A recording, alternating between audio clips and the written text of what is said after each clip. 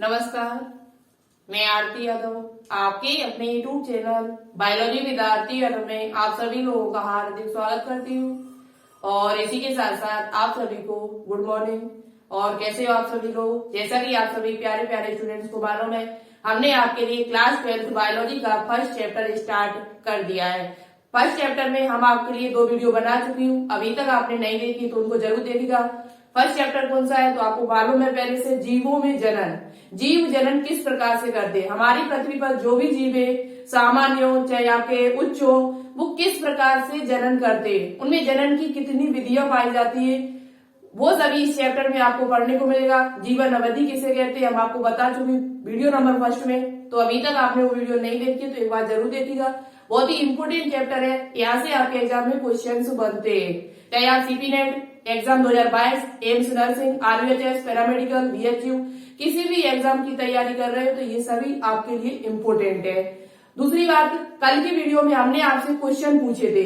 Last में कुछ हमने लगभग 4-5 क्वेश्चन आपसे पूछे हुए थे उसी वीडियो से कि इनके आंसर मुझे कमेंट बॉक्स में कमेंट करके बताना। लेकिन एक स्टूडेंट के अलावा दूसरे ने मुझे आंसर भी नहीं बताया, जिनका नाम है एकता यादव। इसका मतलब है कि आपने वीडियो कंप्लीट नहीं देखी। लगभग 400-500 बच्चों ने वीडियो देखी, लेकिन 400-500 में से ओनली एक बच्ची का आंसर आया जिसका नाम है एकता यादव।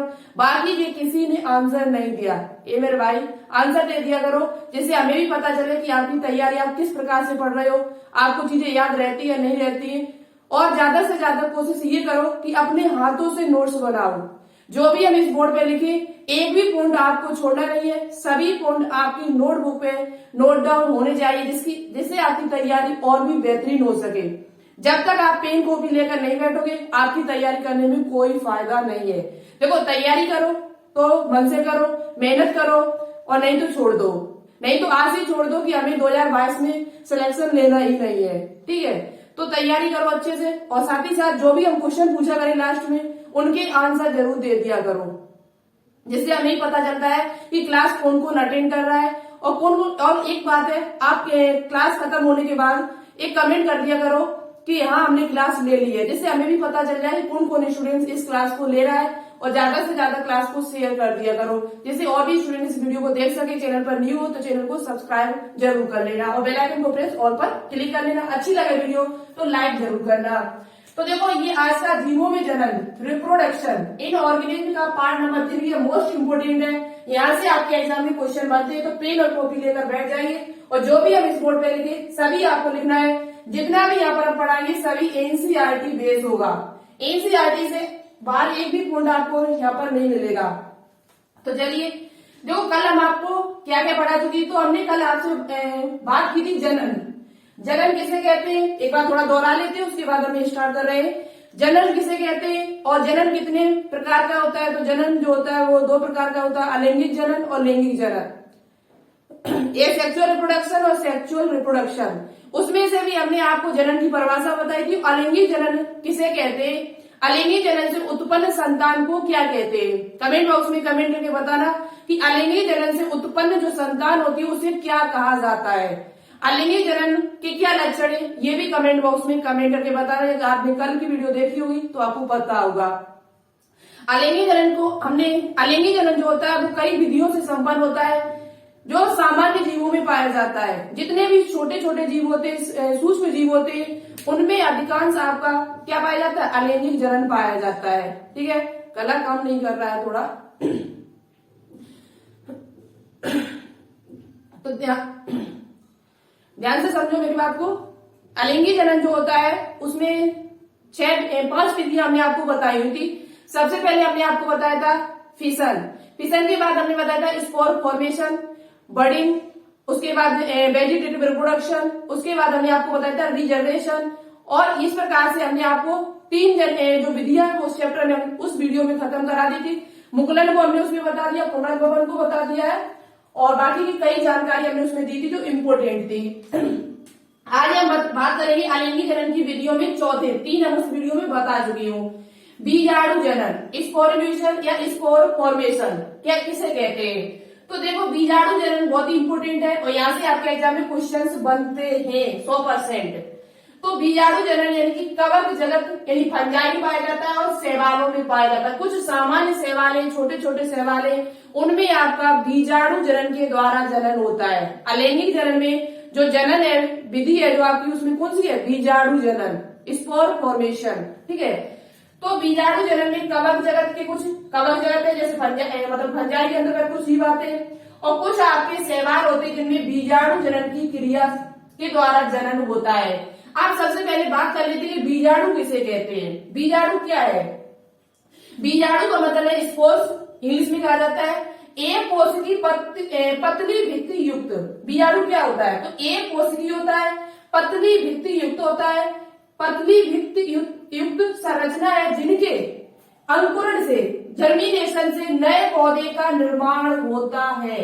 बीजाणु जो है वो एक पतली भित्ति युक्त संरचना है जिनके अंकुरण से, जब इसका अंकुरण होगा तो नए पौधे का निर्माण होता है। किसका निर्माण होता है? नए पौधे का। तो यहाँ से आपको समझ में आ रहा होगा कि जो कवक जगत है या शैवाल है, कवक जो है फंजाई हमारे या शैवाल है, उनमें जो जनन होता है अधिकांश वो बीजाणुओं के द्वारा होता है। किसके द्वारा होता है? स्पोर के द्वारा होता है।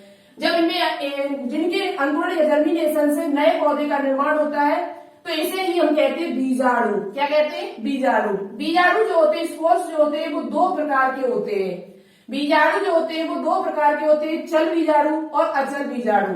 चल बीजाणु जिसे इंग्लिश में कहा जाता है जू स्पोर्स, अचल बीजाणु जिसे कहा जाता है एप्लान स्पोर्स। बहुत ही इंपॉर्टेंट है और यहाँ से आपके एग्जाम में क्वेश्चन 100% बनते हैं। इसे नोटबुक पे नोट डाउन जरूर करते चलना। अब बात करते हैं कि चल बीजाणु क्या होते हैं। बीजाणु, चल बीजाणु क्या होते हैं? तो देखो उसके शब्द से ही समझ में आ रहा है मुझे कि चल बीजाणु जो होते हैं वो हमारे हिसाब से चल का मतलब क्या है? चलना। यानी इसका मतलब हुआ कि ये गति करते हैं। क्या करते हैं? ये आपकी गति करते हैं, चलते हैं, मोशन करते हैं। अचल बीजाणु, आ माने नहीं, चल माने चल, ऐसे बीजाणु जो चलते ना हो, जो एक स्थान से दूसरे स्थान पर न जा सके, तो ऐसे बीजाणु को कहते हैं अचल बीजाणु, एप्लान स्पोर, जिसे जैसे यहाँ पर आप क्या ले सकते हो? गति नहीं करते। ये जो होते हैं वो गति नहीं करते हैं। ठीक है, इतनी बात समझ में आई आपके। दूसरी बात, चल बीजाणु पर पहले बात करते हैं, फिर उसके बाद अचल बीजाणु बताएंगे। चल बीजाणु जो होते हैं इनमें चलने के लिए क्या पाई जाती है? तो इनमें चलने के लिए कसादिका पाई जाती है, सीलिया पाई जाती है। ठीक है, सीलिया कसादिका इनमें चलने के लिए पाई जाती है। फ्लैजिला जिसे कहा जाता है, क्या कहा जाता है? फ्लैजिला, फ्लैजिला, ठीक है, फ्लैजिला पाई जाती है इनमें चलने के लिए और ये गति करते हैं। दूसरी बात, इनका उदाहरण जो है वो बहुत ही इंपॉर्टेंट है। चल बीजाणु जो होते हैं वो किसमें पाए? एक शैवाल है जिसका नाम है हमारा क्या, जैसे यहाँ पर हम लिखे देते हैं, आप लिख लेना अच्छे से। जैसे हमारा आता है क्लेमाइडोमोनास, उसका फिगर आपको इस यहाँ पर दिख जाएगा कैसा होता है। क्लेमाइडोमोनास कैसा देखने में लगता है? क्लेमाइडोमोनास क्या है? क्लेमाइडोमोनास। तो यहाँ पर एक बात याद कर लेना, ये बहुत इंपॉर्टेंट पॉइंट है, पूछा जाता है कि निम्न में से चल बीजाणु कौन सा है? निम्न में से चल बीजाणु का उदाहरण बताइए। तो निम्न में से जो चल बीजाणु का उदाहरण आपका हो जाएगा वो क्लेमाइडोमोनास। क्लेमाइडोमोनास जो है वो एक प्रकार का शैवाल है, याद रखिए इस बात को। क्लेमाइडोमोनास जो है वो एक प्रकार का आपका क्या है? शैवाल है। वो भी आपका कैसा है? एक कोशिकीय शैवाल है, सिंगल सेल। जो आपका क्लेमाइडोमोनास है वो एक कोशिकीय हरा शैवाल है। कैसा शैवाल है? हरा शैवाल, ग्रीन एंगली। ठीक है, जो आपका क्लेमाइडोमोनास है वो एक प्रकार का हरा शैवाल है और कैसा है? एक कोशिकीय। इसमें कौन सा बीजाणु है? तो ये चल बीजाणु का उदाहरण है, बहुत मोस्ट इंपोर्टेंट है। इसका फिगर हम आप यहाँ पर हम दिखा देंगे और इसका फिगर लगभग इस प्रकार से होता है, ऐसा लगभग ऐसा इस प्रकार से इसका फिगर होता है। ये इसकी फ्लैजिला है जिसके द्वारा ये गति करता है। इसमें बहुत सारी वृद्धि करेगा केंद्र, तो बहुत सारे फ्लैजिला इसके अंदर बन जाते हैं। बहुत सारे फ्लैजिला जो होते हैं वो इसके अंदर बन जाते हैं, 1 2 इस प्रकार से। ठीक है, इस प्रकार से बहुत सारे फ्लैजिला इसमें हो जाते हैं। तो आपसे क्वेश्चन पूछा जाए कि क्लेमाइडोमोनास में किस से जनन होता है, क्लेमाइडोमोनास में किस प्रकार का जनन होता है, तो उनमें चल बीजाणु पाया जाता है। चल बीजाणु से ही उनका क्या होता है, जनन होता है, रिप्रोडक्शन होता है, नई संतति का निर्माण होता है। तो ये क्या बहुत सारे क्लेमाइडोमोनास यहाँ पर बच जाएंगे, तो ये फट जाएगी झिल्ली, और झिल्ली फटने के बाद बहुत सारे क्लेमाइडोमोनास यहाँ पर निकल जाएंगे बाहर। ठीक है, तो एक से अधिक क्लेमाइडोमोनास का यहाँ पर निर्माण हो रहा है। ठीक है, बहुविखंडन हो रहा है। तो ये जो फिगर था वो किसका था, क्लेमाइडोमोनास का, जो आपका क्या है, एक प्रकार की हरी शैवाल है। अब बात करते हैं किसकी, अचल बीजाणु की। अचल बीजाणु जो होते हैं आपके, वो गति नहीं करते हैं। दूसरी बात, अचल बीजाणु का सबसे मोस्ट इम्पोर्टेंट जो उदाहरण है आपका, अचल बीजाणु का जो उदाहरण है आपका जैसे है, वो आपका क्या एग्जाम्पल जो आपका है वो बहुत ही इंपॉर्टेंट है। ठीक है, इसका उदाहरण है पेनिसिलियम। क्या उदाहरण है, पेनिसिलियम। अब बात करते हैं कि पेनिसिलियम क्या होता है। पेनिसिलियम के बारे में कुछ इंपोर्टेंट पॉइंट है जो हम आपको बता देती हूँ। पेनिसिलियम एक औषधि है, पहली बात तो सबसे पहली खोजी गई प्रतिजैविक है, एंटीबायोटिक है। पॉइंट लिखते जाना, हम यहाँ पर लिख रहे हैं। पेनिसिलियम प्रथम खोजी गई औषधि है, वो भी प्रतिजैविक है।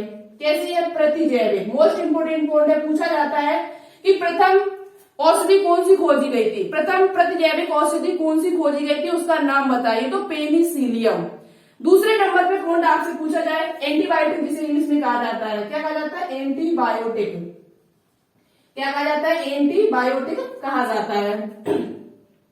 दूसरी बात, पेनिसिलियम की जो खोज करता है, पेनिसिलियम की खोज किसने की थी, तो एक वैज्ञानिक जिनका नाम है अलेक्जेंडर फ्लेमिंग। वैज्ञानिक का नाम क्या है, अलेक्जेंडर फ्लेमिंग। ठीक है, वैज्ञानिक का नाम क्या है, वैज्ञानिक का नाम है अलेक्जेंडर फ्लेमिंग। पूछा जाए आपसे कि पेनिसिलियम की खोज किसने की थी, तो पेनिसिलियम की जो खोज करता है उनका नाम है अलेक्जेंडर फ्लेमिंग। आप कमेंट बॉक्स में कमेंट करके मुझे बताना कि अलेक्जेंडर फ्लेमिंग ने पेनिसिलियम की खोज कब की थी। जो भी हम क्वेश्चन पूछ रहे हैं उनका आंसर देना, और जो बच्चे आंसर देंगे उनका नाम हम नेक्स्ट वीडियो में लेकर आएंगे। और हमें भी पता चलता रहता है कि आप पढ़ते या नहीं पढ़ते हो। समझ में आ रहा है तो वीडियो को शेयर जरूर कर देना। आपसे हाथ जोड़ के निवेदन है, ज्यादा से ज्यादा शेयर करोगे जिससे और भी स्टूडेंट इस क्लास को ले सके, उनको भी लाभ मिले एग्जाम में। तो आपसे हाथ जोड़ के विनती है कि इस वीडियो को ज्यादा से ज्यादा शेयर जरूर कर देना, जिससे आपको ये क्लासेस लगातार मिलती रहे। शेयर नहीं करोगे मन दुखेगा, हम वीडियो नहीं बना पाएंगे। मेरा मन है तभी लगता है जब आप ज्यादा से ज्यादा वीडियो को शेयर करते हो, वीडियो को लाइक करते हो, तभी हमारा वीडियो बनाने में मन लगता है। हम रात के 2-2 बजे से उठती हूँ, तब आपके लिए वीडियो सुबह बना पाती हूँ। रात के 2 बजे से उठती हूँ, कंटेंट बनाती हूँ, फिर उसके बाद कंटेंट बनाने के बाद फिर वीडियो अपलोड करती हूँ, फिर उसे एडिट करती हूँ। मुझे एक वीडियो को बनाने में 3-4 घंटे लग जाते, 4-5 घंटे कम से कम। ठीक है, तो आप लोग अच्छे से ज्यादा सपोर्ट करो, शेयर करो, जिससे आपको वीडियो लगातार मिलती रहे। ठीक है, तो चलिए आप बात करते हैं। तो जो अचल बीजाणु होते हैं ये गति नहीं करते हैं, और गति नहीं करते तो इनका एक मोस्ट इंपोर्टेंट उदाहरण है जिसका नाम है पेनिसिलियम। इसकी खोज किसने की थी, तो अलेक्जेंडर फ्लेमिंग ने की थी, और ये प्रथम खोजी गई औषधि है, प्रतिजैविक है। दूसरी बात, पेनिसिलियम कैसे प्राप्त किया जाता है, तो पेनिसिलियम एक प्रकार का कवक है। क्या है, एक प्रकार का पेनिसिलियम जो आपका है वो एक प्रकार का क्या है, कवक है। ठीक है, पेनिसिलियम जो आपका है वो एक प्रकार का कवक है, फंगस है। किस कवक से प्राप्त किया जाता है आपसे पूछा जाए तो पेनिसिलियम जो है, पेनिसिलियम नोटेटम, यहाँ पर हम लिख देते हैं। पेनिसिलियम जो होता है ये पेनिसिलियम, देखो ये सब पॉइंट यहाँ पर क्यों बता रहे हैं, जिससे आपको ये चीजें लिंक होके याद हो सके। यदि एक दूसरे से चीजें लिंक करके हमें आपको पढ़ाते रहेंगे तो आपको चीजें बहुत जल्दी याद होगी। अभी यहाँ पर हम पढ़ा रहे थे, फिर जब ये टॉपिक आएगा कवर तब फिर दोबारा पढ़ा देंगे, तो ये चीजें आपके दिमाग में फिट हो जाएंगी। ठीक है, तो पेनिसिलियम जो है वो एक कवक से प्राप्त किया जाता है जिसका नाम है पेनिसिलियम नोटेटम। ठीक है, पेनिसिलियम नोटेटम। एक और है आपका पेनिसिलियम क्राइसोजेनम। क्राइसोजेनम से बहुत ज्यादा प्राप्त किया जाता है। जो उद्योग होते हैं, पेनिसिलियम जब बनाया जाता है जिस उद्योग में, वहां पर क्राइसोजेनम का प्रयोग किया जाता है। पूछा जाए आपसे कि उद्योगों में पेनिसिलियम को बनाने में किस चीज का प्रयोग किया जाता है, किस कवक का प्रयोग किया जाता है अधिकांश, तो वो आपका पेनिसिलियम क्राइसोजेनम का प्रयोग किया जाता है। पेनिसिलियम क्राइसोजेनम का प्रयोग पेनिसिलियम को बनाने में किया जाता है उद्योगों में। ठीक है, जो हमारे उद्योग होते हैं उनमें पेनिसिलियम का प्रयोग पेनिसिलियम ट्राइसोडेनम का प्रयोग सबसे ज्यादा किया जाता है।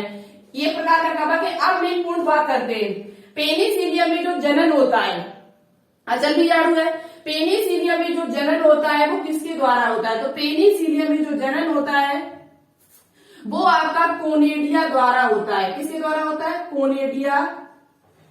कोनेडिया द्वारा होता है, जिसे हिंदी में कह सकते हो आप कोनेडिया, दिख रहा होगा, कोनेडिया द्वारा होता है। यहाँ पर हम लिख देते हैं कोनेडिया, या बार ना दिख रहा हो तो यहाँ पर हम लिख देते हैं कोनेडिया, जिसे हिंदी में कहते हैं करडा। हिंदी नहीं याद रखो, इंग्लिश याद करना, ठीक है। पूछा जाए आपसे कि पेनिसिलियम में किसके द्वारा जनन होता है, तो कोनिडिया द्वारा जनन होता है। किसके द्वारा? कोनिडिया द्वारा इसमें जनन होता है, कोनिडिया, ठीक है। यहाँ पर छोटी की मात्रा है, कोनिडिया के द्वारा इसमें जनन होता है, कोनिडिया के द्वारा इसमें जनन होता है। तो ये आपसे क्वेश्चन पूछा जाए तो आप बता सकते हो। तो ये था हमारा कौन सा? बीजाणु जनन। देखो बीजाणु जनन में कई पॉइंट हमने बताए हुए जो आपको याद करने। सबसे पहला पॉइंट आपको याद करना है कि बीजाणु है वो कितने प्रकार के होते हैं? चल बीजाणु और अचल बीजाणु। चल बीजाणु जो होते हैं वो गति करते हैं, इनमें कसालिका पाई जाती है, जबकि अचल बीजाणु में आपका कोनिडिया द्वारा इनमें जनन होता है। फिगर आप देख सकते हो, फिगर हम यहाँ पर दिखा देंगे। और दूसरा जो हम अपने हाथों से बना रहे हैं वो इस प्रकार से आपको दिखेगा, वहां पर फिगर जो है वो आपको कुछ इस प्रकार से दिखाई देगा, ठीक है। इसमें आपके क्या लगे होंगे? बीजाणु लगे होंगे। क्या लगे होंगे? बीजाणु। इस प्रकार से चित्र में आपको दिखाई दे रहे होंगे, इस प्रकार से इसमें बीजाणु पाए जाते हैं। यही बीजाणु क्या होंगे? यही कोनिडिया, इनको कोनिडिया कहा जाता है। क्या कहा जाता है? कोनिडिया। कोनिडिया इनको कहा जाता है। ये कोनिडिया अलग होके क्या करेंगे? दूसरे पेनिसिलियम का निर्माण कर देंगे, नई संतति का निर्माण यहाँ पर हो जाएगा। तो पेनिसिलियम में जो जनन होता है वो किसके द्वारा होता है? कोनिडिया के द्वारा होता है। और दूसरी बात, जो आपका चल बीजाणु है उसमें क्लेमाइडोमोनास एक उदाहरण है, जिसमें एक कोशिकीय आर्य शैवाल जिसे कहा जाता है, जिसमें जो जनन होता है वो कैसा है? चल बीजाणु प्रकार का है, और इसमें कसालिका पाई जाती है, इनकी फ्लैजिला पाई जाती है, ठीक है। तो ये था हमारा बीजाणु जनन। अब इसकी आगे बात करेंगे, लास्ट जो हमारा बचा हुआ है कायक प्रवर्धन। क्या बचा हुआ है? कायक प्रवर्धन। तो बात करते हैं कायक प्रवर्धन पर। देखो अलिंगी जनन की ये 5वीं विधि है, कायक प्रवर्धन मोस्ट इंपोर्टेंट है। इस यहाँ से आप वीडियो को बिल्कुल भी स्किप मत कर देना। यहाँ से पक्का आपके एग्जाम में 1 या 2 क्वेश्चन बनते हैं।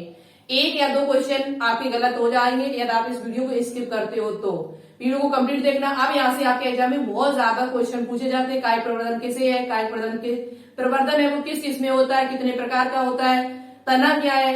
जड़ क्या है? यानी जड़ के द्वारा जनन किस किस में होता है? पत्ती के द्वारा किस में होता है? पूरी जानकारी आपको यहाँ पर मिलेगी। एक एक पॉइंट एनसीईआरटी का हम इस बोर्ड पर आपके लिए लिखेंगे, जिसे आपको कॉपी पे नोट डाउन करना होगा, ठीक है। और एक हमारा टेलीग्राम चैनल है जिसकी लिंक आपको नीचे डिस्क्रिप्शन में मिल जाएगी। उसका नाम है बायोलॉजी विद्यार्थी। वहां पर कोई भी यदि हमें क्लास नहीं लेनी है या हमें कोई लेटेस्ट अपडेट मिलती है तो सबसे पहले उसी पर आपको मिलेगी। पीडीएफ है 2 मेरे पास, वो भी आपको उसी पर मिलेगी। अभी तक हमने लाइव क्लास ली है 2-3, उस सभी की पीडीएफ हम डाल चुके हैं, तो आप देख सकते हो वहां पे जाके, ठीक है। तो चलिए अब बात करते हैं कायक प्रवर्धन। गला बहुत बेकार हो चुका है, पढ़ाते पढ़ाते आप लोग बिल्कुल भी तब भी सपोर्ट नहीं कर रहे हो। करते तो हो लेकिन थोड़ा कम कर रहे हो इस टाइम। आप पहले बहुत किया था, आप बहुत कम कर रहे हैं बच्चे। तो ज्यादा से ज्यादा शेयर कर दो, जिससे गला खराब भी हो तब भी हम आपके लिए वीडियो बनाए। सही बता रही हूँ। तो चलो बात करते हैं कायक प्रवर्धन। अलिंगी जनन की ये 5वीं विधि है, कायक प्रवर्धन, वेजिटेटिव रिप्रोडक्शन या कायक प्रजनन, एक ही बात होती है। यह जनन पादपों में पाया जाता है। पहली बात तो यह जनन जो होता है वो पादपों में पाया जाता है। परिभाषा क्या है इसकी? तो क्वेश्चन भी आपसे परिभाषा पूछी जा सकती है, पूछी भी जाती है, कई बार पूछी भी गई है। पुष्प के अतिरिक्त पादप के किसी अन्य भाग से, पुष्प को छोड़कर, किसे छोड़कर? फ्लावर को छोड़कर, पुष्प को छोड़कर, पुष्प के अतिरिक्त पादप के किसी अन्य भाग से नए पादप का निर्माण होना कायक प्रवर्धन या कायक प्रजनन या वेजिटेटिव रिप्रोडक्शन कहलाता है। परिभाषा क्या है? पुष्प के अतिरिक्त पादप के किसी अन्य भाग से, पुष्प के अतिरिक्त पादप के किसी अन्य भाग से नए पादप का निर्माण होना क्या कहलाता है? कायक प्रवर्धन कहलाता है।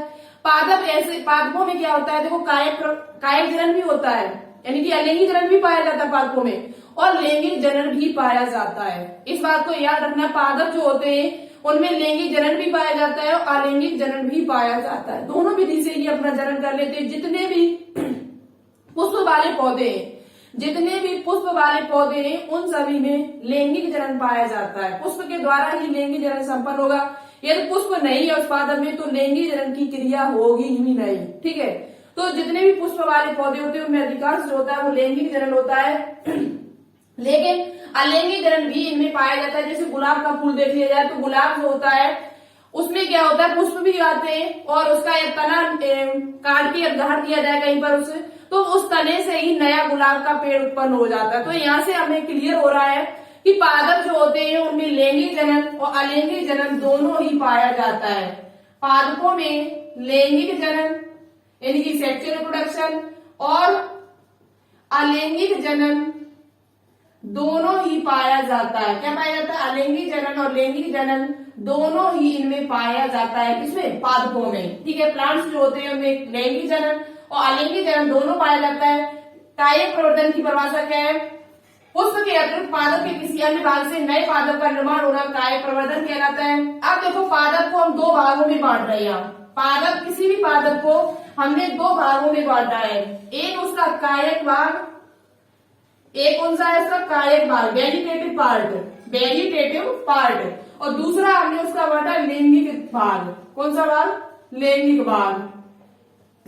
पुष्प में जो लैंगिक भाग होता है वो यहाँ से क्लियर हो रहा है कि पुष्प में जो लैंगिक जनन होता है, लैंगिक अंग जो होता है वो पुष्प होता है। क्वेश्चन पूछा भी गया, पूछा जा सकता है कि पुष्प में लैंगिक क्रिया कहाँ पर संपन्न होती है। लैंगिक जो क्रिया है, जो वो प्रोसेस है, जो सेक्सुअल प्रोसेस है, वो कहाँ पर संपन्न होती है।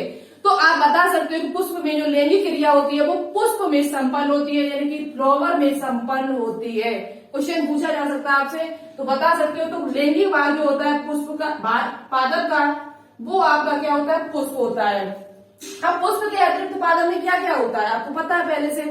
पुष्प के अतिरिक्त पादप में बचा हुआ जो भाग, लैंगिक भाग को छोड़कर, पुष्प को छोड़कर शेष पूरा जो भाग है पादप का, वो कायिक भाग कहलाता है। काया माने क्या होता है? शरीर। यानी लैंगिक भाग को छोड़कर शेष जो हमारा शरीर है, आंख, कान, मुंह, नाक, ये सब हमारा क्या है? कायिक भाग है।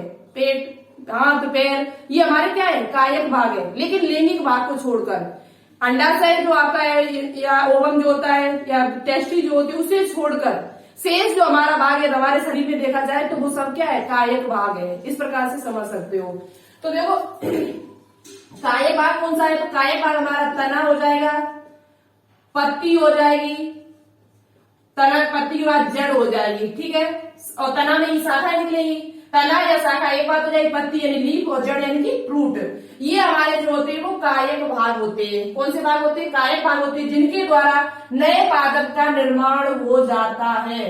जिनके द्वारा क्या हो जाता है? नए पादप का निर्माण हो जाता है। तो इस क्रिया को हम क्या कहते हैं? अलैंगिक जनन या कायिक प्रवर्धन कहते हैं। एक जनक के द्वारा नई संतति का निर्माण होना, ये क्या कहलाता है? अलैंगिक जनन कहलाता है।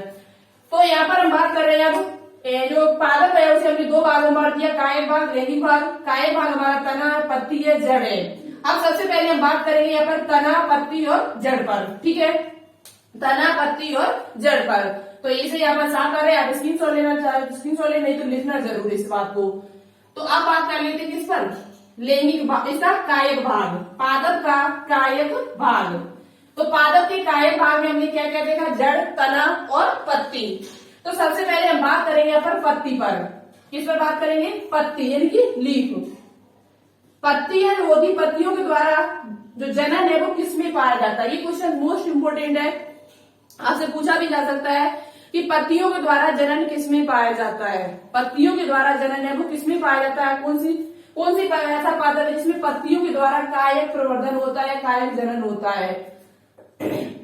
तो एक पादप है जिसका नाम है ब्रायोफिलम। ठीक है, आपको यहाँ पर दिख जाएगा ब्रायोफिलम का। ठीक है, एक पादप है जिसका नाम है ब्रायोफिलम, जिसे पत्थर चट्टा कहते हैं। पत्थर चट्टा के नाम से भी इसे जाना जाता है। ठीक है, ब्रायोफिलम में क्या होता है? कलिकाएं निकलती हैं। ये ब्रायोफिलम का जैसे पादप है, इसमें आपको दिख रहा होगा, कला तो हमारी सही नहीं है ज्यादा, तो इसमें क्या होता है? कलिकाएं निकल आती हैं। क्या निकल आती? कलिकाएं निकल आती हैं, जिनके द्वारा ही क्या होता है? नए पादप का निर्माण हो जाता है। ब्रायोफिलम ये जो पत्थर चट्टा होता है उसमें उस पत्ती में ही कलिकाएं निकल आती है।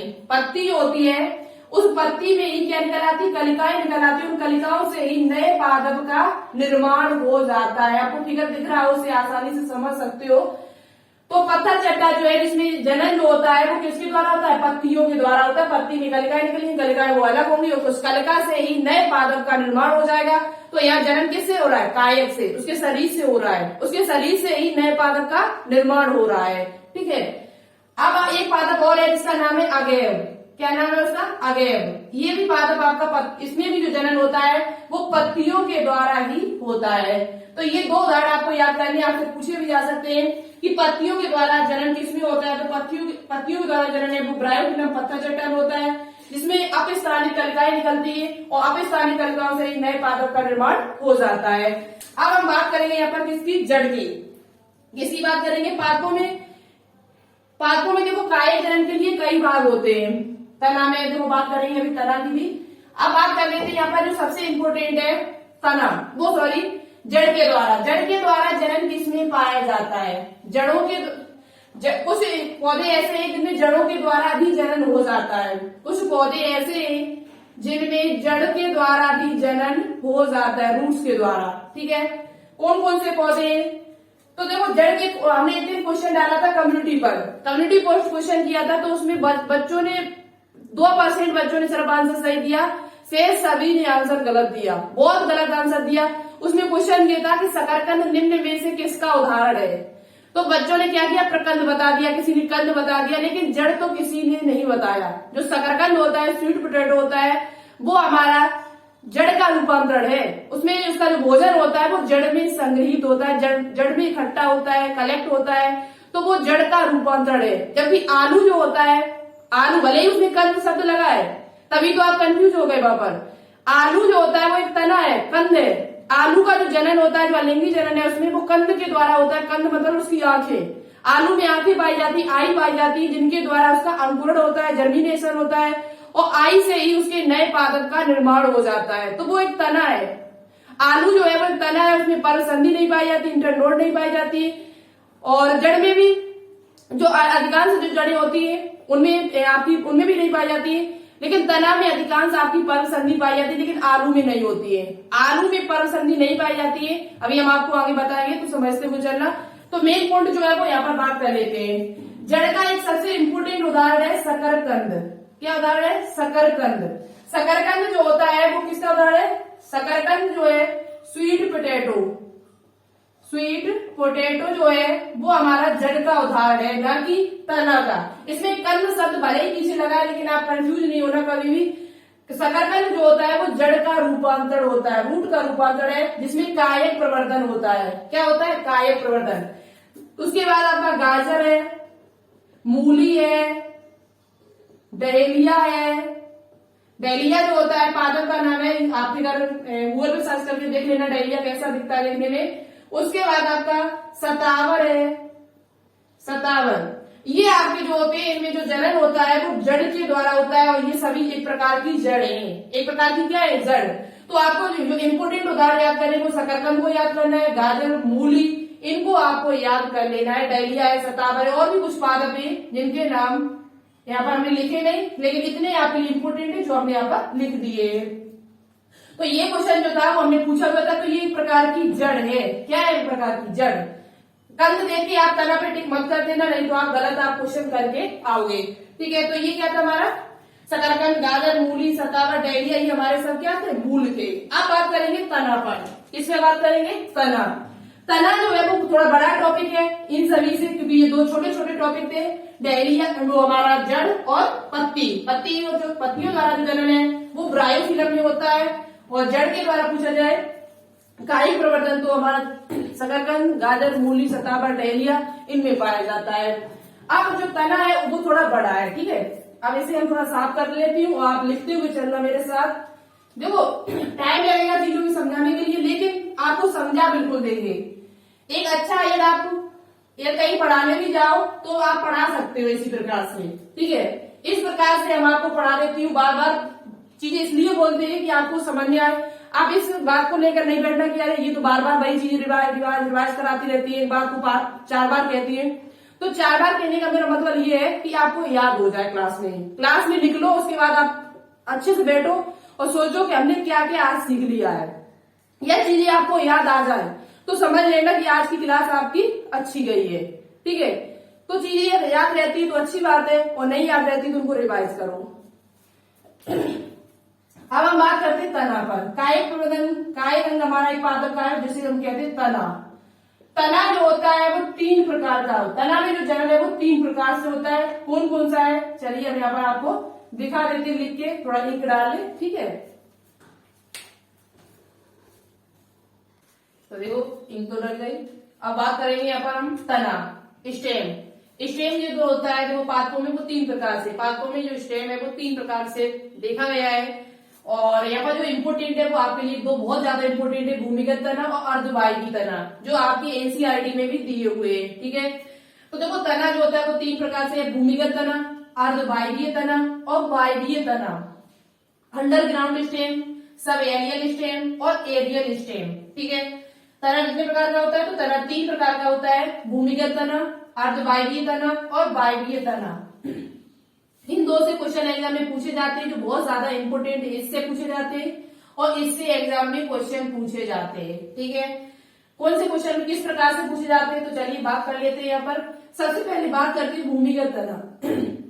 भूमिगत तना कौन से तना होते हैं, तो ऐसे तना जो भूमि के अंदर पाए जाते हैं, ग्राउंड के अंदर पाए जाते हैं, पृथ्वी के अंदर पाए जाते हैं, भूमि के अंदर पाए जाते हैं, ऐसे तना को भूमिगत तना कहते हैं, अंडरग्राउंड स्टेम कहते हैं। ठीक है, अब देखो भूमिगत तना जो होता है वो 4 प्रकार का होता है। कितने प्रकार का होता है, 4 टाइप्स। भूमिगत तना जो होता है वो 4 टाइप्स का होता है, अंडरस्टैंड। तो देखो 4 प्रकार का कौन सा है, सबसे पहले कंद, प्रकंद, सलकंद, घनकंद। देखो आप बहुत ही इजी वे से पढ़ाने की कोशिश कर रही हूँ, जिससे आपको चीजें अच्छी तरीके से समझ में, स्पष्ट तरीके से दिखाई दे। भूमिगत तना जो होता है वो 4 प्रकार का होता है, कंद यानी कि ट्यूबर, प्रकंद यानी कि राइजोम, सलकंद यानी कि वर्म और घनकंद यानी कि कॉर्न। यहाँ से एग्जाम में क्वेश्चन पूछे जाते हैं और आप यदि सही से नहीं पढ़ोगे तो गलत करके पक्का आओगे। पूछा जाए कि निम्न में से कंद का उदाहरण बताओ, तो ये जो कंद, प्रकंद, सलकंद, घनकंद, ये आपके क्या है, तो ये जनन के अंग है। अलिंगिक जनन जो होता है वो इन्हीं के द्वारा होता है। भूमिगत तना जितने भी होते हैं उन सभी में जो अलिंगिक जनन होता है, कायिक प्रजनन होता है, वो इन्हीं के द्वारा होता है। ये कायिक प्रजनन की विधि है। जो तना है आपका किसकी विधि है, कायिक जनन के अंतर्गत आता है। और कायिक जनन में भी तना जो है उसमें हमारा तने में देखा जाए कंद के द्वारा जनन होता है, प्रकंद के द्वारा जनन होता है, सलकंद के द्वारा जनन होता है, घनकंद के द्वारा जनन होता है। दूसरी संतान का निर्माण कैसे होता है, कंद के द्वारा। तो कंद का एक मोस्ट इंपोर्टेंट उदाहरण है जिसका नाम है आलू। आलू यानी कि पोटैटो। आलू में तुमने देखा होगा, आलू में पाई जाती क्या, आंखें पाई जाती। इस प्रकार से आपने आंखें देखी होंगी, आई जिसे कहते हैं, क्या कहते हैं, आई कहते हैं। फिगर आपको यहाँ दिख जाएगा एनसीईआरटी वाला। तो आई के द्वारा ही, इस आई के द्वारा ही नए आलू का, नई पादप का निर्माण होगा। जर्मिनेशन जो इसका है वो क्या है, इसमें अंकुरण कहां पर होगा, इसकी आंख में होगा। आंख जो निकलती है इसमें हरियाली देखी होगी आपने आलू में, सभी ने देखी हमारे हिसाब से। तो आई के द्वारा ही नए पादप का निर्माण हो जाएगा। तो किसके द्वारा हो रहा है, कलिका के, कंद के द्वारा हो रहा है। किसके द्वारा हो रहा है, कंद के द्वारा। तो इसमें जो आई का जो काम कर रहा है वो कौन कर रहा है, कंद कर रहा है। ठीक है, कंद का जो काम कर रहा है वो इसमें कौन कर रहा है, आई। कंद का जो काम कर रहा है, जो ट्यूबर का काम कर रहा है वो उसकी आंखें कर रही है, जिस आंख से ही आपके नए पादप का निर्माण हो जाएगा। बहुत बेकार है, सॉरी, आज के लिए माफ करना, मेरा गला सही से काम नहीं कर रहा है। हम ज्यादा बोलते हैं तभी गला काम नहीं कर रहा है, तभी तो वीडियो 2 दिन से नहीं डाली थी हमने। अब पानी आने दिए तब सही हो। तो कंद यानी आलू हमारा एक हो जाएगा। प्रकंद की बात करते हैं, प्रकंद में हमारा आता है अदरक आती है, हल्दी आती है, और एक उदाहरण आपका और है गन्ना। गन्ना जो होता है वो भी आपका, गन्ने में क्या होता है, तो गन्ने में जड़ वो भी पाया जाता है, पुष्प के द्वारा भी उसमें जनन हो जाता है। और गन्ने में जो होता है तना के द्वारा, इसका जो तना होता है वो पृथ्वी के अंदर, तो तना जो होता है उसमें पर्व संधि पाई जाती है, इंटरनोड पाई जाती है, लेकिन जड़ों में इंटरनोड नहीं पाई जाती है। कुछ ऐसी जड़ें जिनमें पाई जाती है, बहुत कम मात्रा में, लेकिन अधिकांश तना में ही पर्व संधि, इंटरनोड जो होती है वो पर्व संधि जो होती है वो तना यानी स्टेम में ही पाई जाती है। ठीक है, अधिकांश, लेकिन जड़ों में कई कभार देखी जा सकती है। तो यहाँ पर प्रकंद में क्या है, अदरक, हल्दी और गन्ना, इनमें आपका प्रकंद के द्वारा जनन होता है। शलगम की बात कर ली जाए तो आपने देखा होगा प्याज, क्या देखा होगा, प्याज देखा होगा, लहसुन देखा होगा। प्याज और लहसुन में जो अंदर आपने देखा होगा उसमें जो कलिका निकलती है, उसके अंदर से लोगे निकलती है, तो उसमें इस प्रकार से आपने देखी होगी, इसकी डिस्क सी बनी होती है, संरचना डिस्क जैसी, और इस प्रकार से इस प्रकार से आपने, अरे भाई कला नहीं अच्छी बनती है क्यों, इस प्रकार से आपने जैसे प्याज में देखा होगा, किसमें देखा होगा, प्याज में, तो प्याज में अंदर से क्या निकलती है, कलिका निकलती है, क्या निकलती है, कलिका। उस कलिका के द्वारा ही नए पादप का निर्माण हो जाता है, जिसे हम कहते हैं शलगकंद, जिसे क्या कहते हैं, शलगकंद यानी बल्ब। तो प्याज लहसुन जो है वो शलगकंद का उदाहरण है। घनकंद में आपकी आती है अरबी, ये आती है अरबी आती है, जिसे भुइया कह सकते हैं, और एक होता है जिमीकंद, वो भी इसी के अंतर्गत आता है। तो मेन जो पॉइंट याद करना है, पूछा जाता है कि आलू क्या है, आलू क्या है, तो आलू एक कंद का उदाहरण है, एक तना है। आलू जो है वो एक प्रकार का कंद है, और इसमें जो जनन होता है वो उसकी आई के द्वारा होता है, जिसे कंद कह सकते हैं। और प्रकंद में हमारा क्या आता है, अदरक हल्दी आती है। शलगम में क्या आता है, तो प्याज और लहसुन आता है। घनकंद में क्या आता है, तो अरबी आती है। तो आलू किसमें है, आलू किसका उदाहरण है, कंद का। प्याज अदरक किसका, प्याज किसका उदाहरण है, शलगकंद का। लहसुन किसका है, शलगकंद का।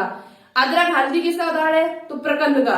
प्रकंद के अंतर्गत कौन आता है, अदरक और हल्दी। यही दो उदाहरण याद करने, रट लो चाहे, लेकिन आपको याद करने हैं, ठीक है, क्योंकि पूछे जाते क्वेश्चन। पूछा गया आपसे अरबी किसका उदाहरण है, तो घनकंद का है, ठीक है। अब बात करेंगे अपन अर्धवायवीय तना। अर्धवायवीय तना जो है उसे हमने 4 भागों में बांटा है। ऊपर भूविस्तारी तना, जिसे रनर कहते हैं, रनर। भूविस्तारी जिसे स्टोलन कहते हैं, भूविस्तारिका जिसे अपसेट कहते हैं, ऑफसेट। और अंता भूविस्तारी जिसे सकर कहते हैं। यहाँ क्वेश्चन पूछा जाता है कि निम्न में से सकर का उदाहरण बताइए, निम्न में से सकर का उदाहरण बताइए, निम्न में से ऑफसेट का उदाहरण बताइए, जो आपकी एनसीईआरटी में दिया भी है, ये ऑफसेट भूविस्तारिका का उदाहरण, ठीक है। चलिए तो अब एक एक करके यहाँ पर हम बात कर लेते हैं इनके भी बारे में, ठीक है। तना, अर्धवायवीय तना हमने आपको बता दिया कि ये 4 प्रकार का होता है, ऊपर भूविस्तारी, भूविस्तारी, भूविस्तारिका, अंता भूविस्तारी। देखो इनके शब्द से ही आपको पूरा हम आपको बता देंगे, इनके शब्द से ही आपको समझ में आ जाएगा कि ये इसका मतबल क्या होता है, इसका मीन्स क्या है। तो देखो सबसे पहले बात करते हैं ऊपर भूविस्तारी। ऊपर भूविस्तारी का मतलब है, ऊपर का मतलब क्या, ऊपरी, मतलब ऊपरी का मतलब ऊपर, और भू का मतलब क्या होता है, पृथ्वी। भू का मतलब क्या होता है, पृथ्वी, यानी पृथ्वी के ऊपर, ऐसा तना जो पृथ्वी के ऊपर हो। अर्धवायवी का मतलब क्या होता है, तो अर्धवायवी का मतलब होता है कुछ भाग इसका जल में होगा। अर्धवायवी का मतलब क्या होता है, कुछ भाग तो इसका जल में होगा, और कुछ भाग जो होगा वो इसका कहां पर होगा, बाहर होगा, वायु में होगा, ठीक है। कुछ भाग तो इसका जल में होगा, कुछ भाग जो होगा वो पृथ्वी के ऊपर होगा। तो ऐसे तना को क्या कहते हैं, अर्धवायवीय तना कहते हैं। अर्ध माने आधा, वायु माने वायु में, कुछ आधा वायु में और आधा इसका भाग कहां पर होगा, जल में होगा, ठीक है। मतलब समझ में आया कि नहीं है उसके शब्द से ही, आधा भाग इसका जल में होगा, आधा भाग कहां पर होगा, वायु में होगा। तो ये हमने पहला पॉइंट बात किया, ऊपरी भूविस्तारी। ऊपरी भूविस्तारी का मतलब है, भू माने पृथ्वी है, कि ऐसा भाग जो पृथ्वी के ऊपर हो, उसका जो तना भाग है वो कहां पर हो, पृथ्वी के ऊपर हो।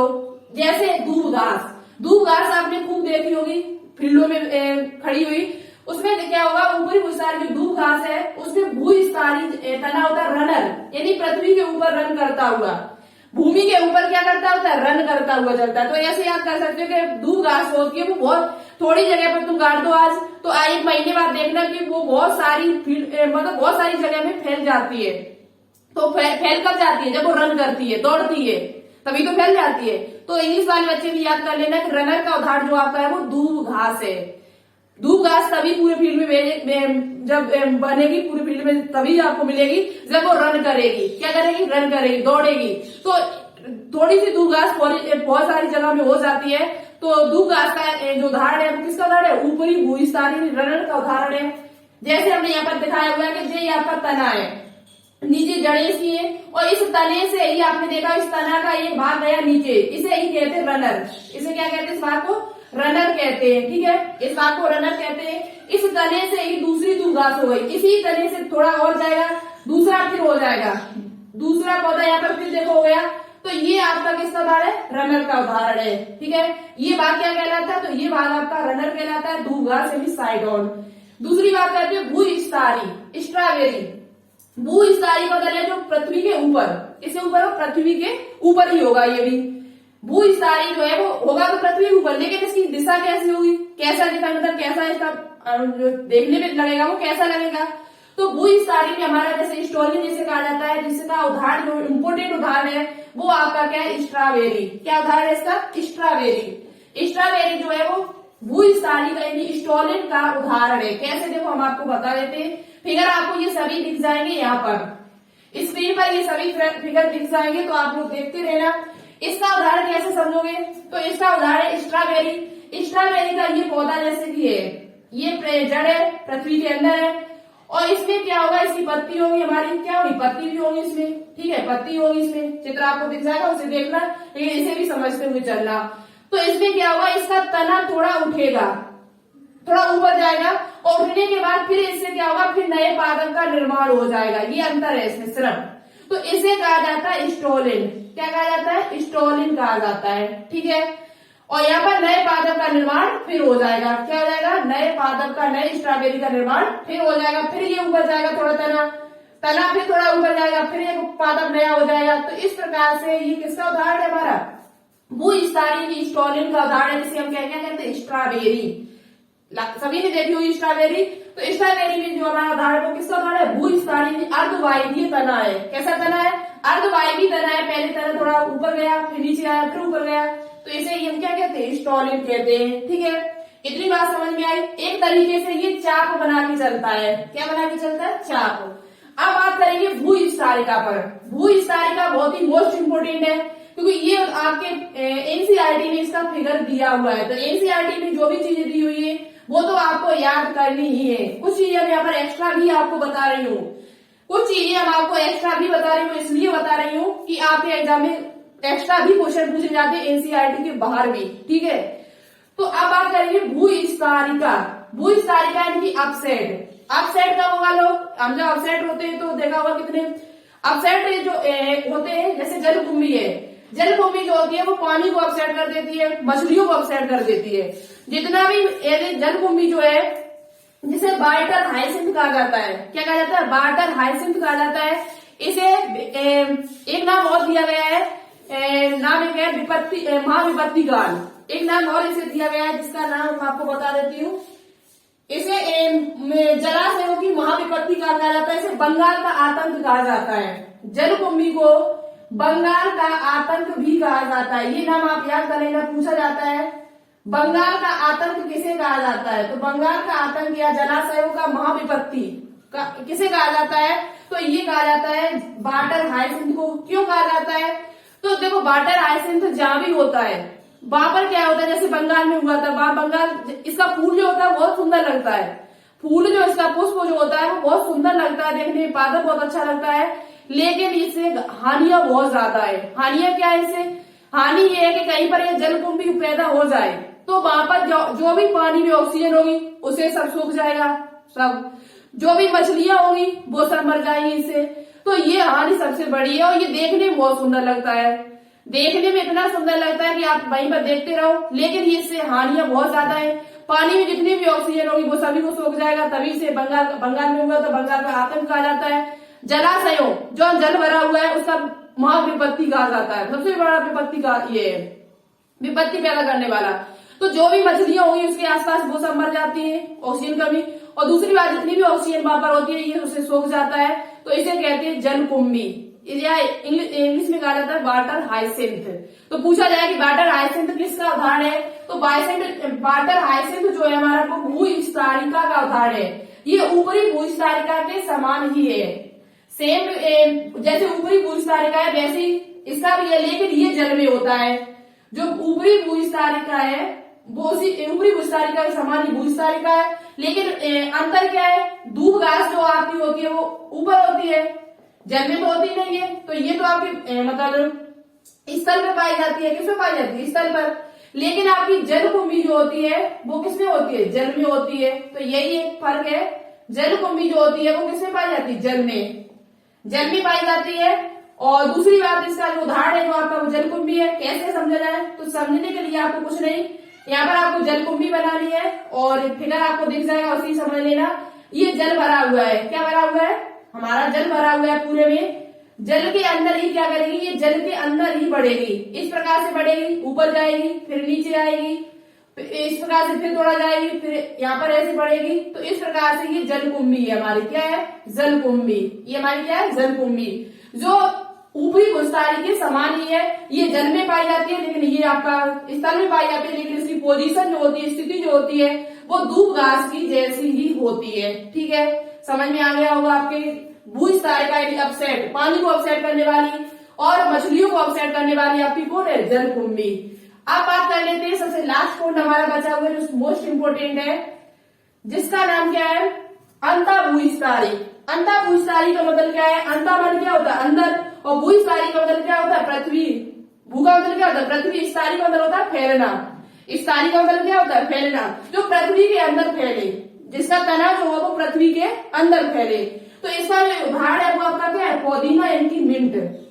कैसे समझा जाए, तो देखो ये हमारा पुदीना है, हमारा ये क्या है, हमारा ये पुदीना है, और पुदीना में इसकी जो जड़ें होगी, तना जो होगा, ये पृथ्वी है, और इसका जो तना होगा वो पृथ्वी के अंदर जाएगा, पृथ्वी के अंदर जाएगा, फिर एक जड़ा नया पादप होगा, क्या होगा, नया पादप होगा, जड़ें निकलेंगी, और तना फिर यहाँ से निकलेगा, यहाँ फिर जाएगा ऊपर, नीचे से होता हुआ, कहां से होता हुआ, नीचे से होता हुआ, मतलब उल्टा है, विपरीत। इसके विपरीत है भूस्थाली के, ठीक है, भूस्थाली के, और विपरीत कौन सा है, अंतःभूस्थाली। हमने ऐसा ही, वहां पर ऐसा हुआ था, ऐसा मैंने चाप बनाया था, ऊपर की तरफ तना जा रहा था, यहाँ पर क्या हो रहा है, भीतर की तरफ जा रहा है, अंदर से होकर जा रहा है, बस इतना अंतर है। ठीक है, तो ये यहाँ पर क्या है, भूस्थाली, अंतःभूस्थाली का उदाहरण है, यहाँ से नया पादप फिर निकलेगा। तो ये हमारा क्या है, हमारा क्या, ये पुदीना। ठीक है, तो इसे ही कहा जाता है, क्या कहा जाता है, शक्कर कहा जाता है। इसे क्या कहा जाता है, शक्कर कहा जाता है। इसे क्या कहा जाता है, तो इसे स्टॉलिन कहा जाता है, ऐसा जा रहा है ऊपर से होके। तो यदि ये फिगर आपको कहीं देखने को मिल जाए तो आप बता सकते हो कि ये किसका उदाहरण है। आप बता सकते हो कि बता सकते हो, ये बताओ पहले, बता सकते हो कि यदि आपसे कोई भी फिगर इस प्रकार का दे दिया जाए, जो हमने यहाँ पर बनाए हुए थे, जो आपको दिखाई दे रहे स्क्रीन पर, वो फिगर यदि आपको देखने को मिल जाए तो आप बता सकते हो कि ये शक्कर का उदाहरण है, ये रनर का है, ये स्टॉलिन का है, ये अपसेट का है। तो अर्धवायवी तना जो होता है वो 4 प्रकार का होता है। सबसे पहले रनर, स्टॉलिन, अपसेट, अपसेट जिसे कहते हैं, या लास्ट आपका कौन सा है, शक्कर। ठीक है, तो ये 4 प्रकार का होता है, जबकि भूमिगत तना जो होता है वो भी 4 प्रकार का होता है, कंद, प्रकंद, सलकंद, घनकंद। तीसरा वाला जो आपका बचा हुआ है वो ज्यादा इंपोर्टेंट नहीं, जिसे हम पढ़ाएंगे भी नहीं, जो आपके एनसीईआरटी में भी नहीं दिया हुआ है। तो आपको समझ में आ चुका होगा कि कायिक प्रजनन कैसे होता है, किसके किसके द्वारा होता है, और कायिक जनन किसे कहा जाता है, और बीजाणु जनन क्या होता है। ये 2 चीजों पर मैं बात की, लेकिन बहुत ही डिटेल से की, आप कभी भी नहीं भूलोगे, ऐसे हमने समझाया है, कभी नहीं भूलोगे, ऐसे समझाया हुआ है। तो आप मुझे कमेंट बॉक्स में कमेंट करके बताना, बीजाणु जनन किसमें पाया जाता है, चल बीजाणु जनन किसमें होता है, अचल बीजाणु जनन किसमें पाया जाता है, जू स्पोर, एप्लाइन स्पोर, दोनों के उदाहरण आपको बताने हैं। तीसरा आपको काम करना है, अर्धवायवी तना कितने प्रकार का होता है, और उन चारों के आपको उदाहरण बता रहे, भूस्थालिका का, अंतःभूस्थालिका, और ऊपरी भूस्थाली, स्टॉलिन, रनर और शक्कर, अपसेट, इन सभी के आपको उदाहरण कमेंट बॉक्स में कमेंट करके बताने होंगे। देखिए कौन सबसे अच्छा आंसर देता है, उसी के नाम हम नेक्स्ट वीडियो में लेकर आएंगे। वीडियो अच्छी लगी हो तो कमेंट बॉक्स में कमेंट करके जरूर बताया करो, कमी हो कोई उसे भी बताया करो, जिससे हम सुधारने की कोशिश करूंगी। हम अपनी आलोचना से नहीं डरते, अपनी बुराइयों से नहीं डरते तो आप मुझे जरूर बताया करो, ठीक है, तो हम उसे सुधारेंगे। और तो चलिए आज के लिए इतना ही रखते हैं, फिर नेक्स्ट वीडियो में बस एक पार्ट इसका और बनेगा, लैंगिक जनन। लैंगिक जनन किसे कहते हैं, लैंगिक जनन किसमें पाया जाता है, पादपों में किस प्रकार से होता है, जंतुओं में किस प्रकार से होता है, समयुग्मक किसे कहते हैं, विषमयुग्मक किसे कहते हैं, इसके उदाहरण बहुत इंपॉर्टेंट है। पूछा जाता है कि निम्न में से समयुग्मक का उदाहरण बताइए, तो ये चीज पूछी जाती है, जो हम कल की वीडियो में पूरा फिनिश कर देंगे। और जैसे ये चैप्टर हमारा फिनिश होता है वैसे ही हम इसका टेस्ट लेकर आएंगे शाम 4 बजे लाइव, शाम 4 बजे इसका लाइव टेस्ट लेकर आएंगे परसों, या कल हम ये टॉपिक खत्म कर देते तो टेस्ट के लिए तैयार रहना, चीजें याद करते रहना, अच्छी तरीके से समझते रहना, ठीक है। तो चलिए आज के लिए इतना ही रखते हैं, मिलते हैं फिर नेक्स्ट वीडियो में एक नए टॉपिक के साथ। Okay, thank you, all the best, जय हिंद, जय भारत।